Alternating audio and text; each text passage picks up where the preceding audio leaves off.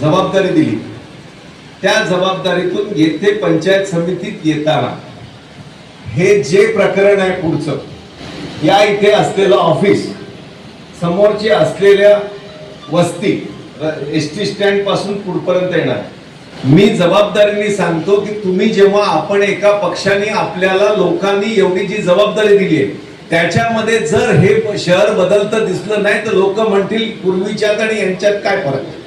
आणि जर आपण म्हणतो की इथे सत्ता आपली आहे, रायगड जिल्हा परिषदेमध्ये तुम्ही आहात, केंद्रात आहोत, राज्यात आहोत, मग या माझ्या समोरच्या असलेल्या वस्तीतल्या रस्त्यावर ज्या झोपडपट्ट्या आहेत त्यांना घरं द्या, त्यांना इथून करा आणि हे पनवेल सुंदर करा आणि कोणालाही बेघर करून द्या. त्यांना योग्य ती घरं तिथे दिली पाहिजेत. ही पंचायत समिती पनवेल, महानगरपालिका पनवेल, आमदार पनवेल आणि आम्ही तर आहोत. तुम्ही सांगा, आत्ताही आपण गेल्या 2 महिन्या मी वाट बघत होतो प्रशांत शेठ येत आहेत त्याची, की या शेठ या परिसरामध्ये MMR रिजन मध्ये सिडकोकडे, MMRDA कडे, मग बालाजी सिम्फनी मध्ये सरकारकडे घर आहेत. या ठिकाणी आता 2470 घरं इंडिया पूल मध्ये गिरणी कामगारांना सरकारने दिली. मी त्यांच्या लिफ्ट वगैरे मी बदलतो.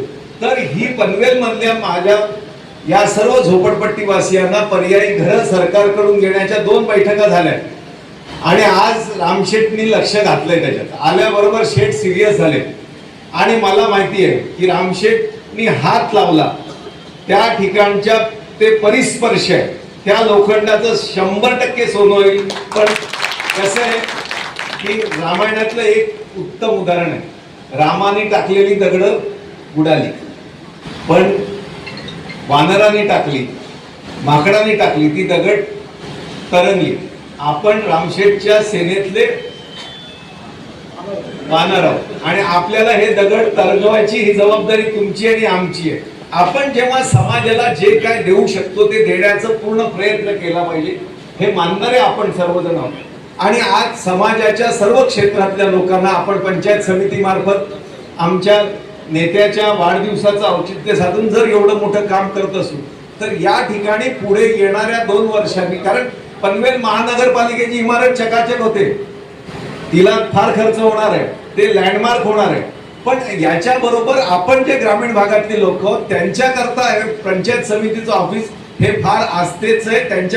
त्यांच्या दैनंदिन जीवनामध्ये परिवर्तन आणण्याकरताच सरकारकडून दिलं गेलेलं हे सर्वात मोठं साधन आहे आणि त्याच्याकरता हे ऑफिस त्या ऍटपार आणण्याची जबाबदारी वाकडीकर साहेब तुमची आहे, आमदार म्हणून माझी आहे आणि आपण इथे बसलेले सर्व प्रमुख लोक यांची. सरकारकडून जे जे आणलंय ते आणण्याची जबाबदारी आमची आहे.